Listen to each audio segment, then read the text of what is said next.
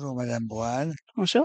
Vous êtes professeur des universités à l'université de Strasbourg et vous avez accepté de copiloter ce numéro 157 de la revue d'économie financière dont le nom est Femmes et Finances.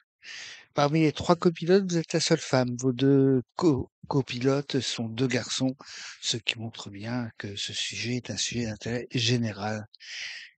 Euh, j'ai commencé par une question un peu générale. On parle d'écart de littératie financière entre hommes et femmes. Est-ce que cet écart est particulièrement marqué en matière dans l'industrie financière par rapport à d'autres secteurs d'activité? Alors, pour ma part, j'ai pas connaissance de données qui ont calculé ces différences, au niveau de l'industrie financière. Par contre, ce qui est largement documenté aujourd'hui, c'est, cet écart pour le grand public, Mmh. pour les investisseurs individuels comme vous et moi, par exemple. Donc cet écart est marqué, effectivement.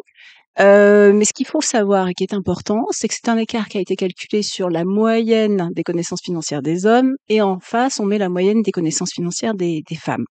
Alors on démontre qu'évidemment cette, littératie financière est plus faible en moyenne chez les femmes que chez les hommes, en Mmh. moyenne également, mais ça ne préjuge pas de différences individuelles.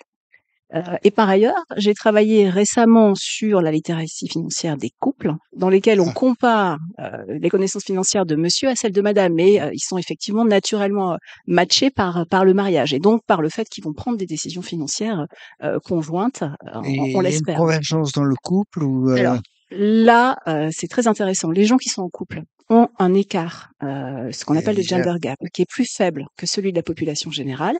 Je vous rappelle ici qu'ils sont matchés, hein. C'est là Oui. où c'est vraiment beaucoup plus intéressant que de prendre cette moyenne, comme je vous le Mmh. disais tout à l'heure. Et j'ai également remarqué, chose plus intéressante, que cet écart se réduit, lorsqu'il est mesuré lorsque les 2 conjoints sont présents. Parce Ah, qu'en réalité, si vous interrogez monsieur séparément de madame, les réponses vont être influencées par, un biais bien connu, qui est le biais de surconfiance. mmh. Et l'inverse est également bien connu chez les femmes. Le fait de les interroger ensemble réduit ce biais et montre également des éléments subjectifs qui, effectivement, entourent les questions relatives aux connaissances financières.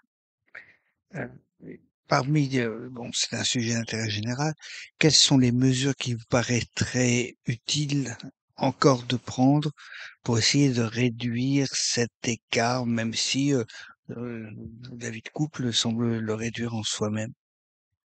Hem, alors, sur la vie de couple, ce que j'ai mesuré, c'est l'écart perçu. C'est pas les Mmh. connaissances réelles, c'est les Mmh. connaissances perçues qui, en fait, sont celles qui vont, être maîtres dans la décision. Bien C'est sûr. si je me perçois comme étant compétent, je vais peut-être être celui qui prend les décisions financières au sein du couple plutôt que madame. Voilà, c'est ça qu'on voit.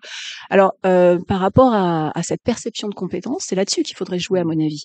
Et donc la perception de ces compétences peut passer peut-être par, comment dire? Une prise de conscience au niveau des chargés, financiers, les analystes financiers, ceux qui vont être en contact des individus au sein de la banque, hein, lorsqu'on prend des décisions financières, Mmh. les former au fait que, il y a un écart homme-femme, que cet écart homme-femme dépend pas seulement des compétences, mais seulement en partie, mais beaucoup de la confiance en soi, de ces dames par rapport à ces messieurs et leur faire prendre conscience de ça, pardon, permettre aux dames de s'exprimer autant que les messieurs et peut-être les isoler ou éventuellement, leur mettre en place du coaching pour les aider à prendre les décisions. Mais voilà, moi, en termes de mesures, je serais pour, activer une formation des chargés d'affaires, de ceux qui sont au contact, avant la prise de décision financière. Les chargés d'affaires comme enseignants quelque part.